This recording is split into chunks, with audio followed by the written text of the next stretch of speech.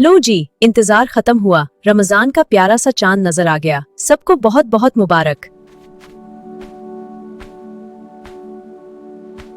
अब शुरू होगा मुबारकबादों का सिलसिला। फूफू, खाला, चच्चा सबको फोन कर दिया गया है।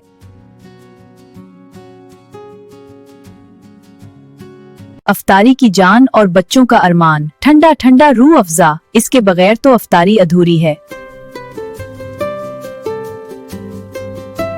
किचन में समोसा फैक्ट्री लग चुकी है। छोटे हाथों की बड़ी कोशिश, कितना प्यारा है ना।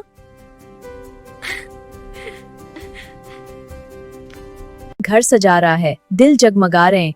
रमजान की रौनक ही अलग होती है भाई।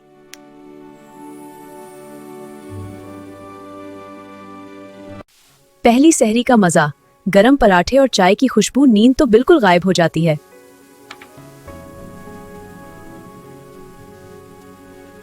इबादत का सुकून और बरकतों का मौसम। अल्लाह हम सब की दुआएं कबूल फरमाए। आप सबको मेरी और मेरी फैमिली की तरफ से रमजान बहुत बहुत मुबारक। अगर वीडियो अच्छी लगी तो चैनल को सब्सक्राइब जरूर करें।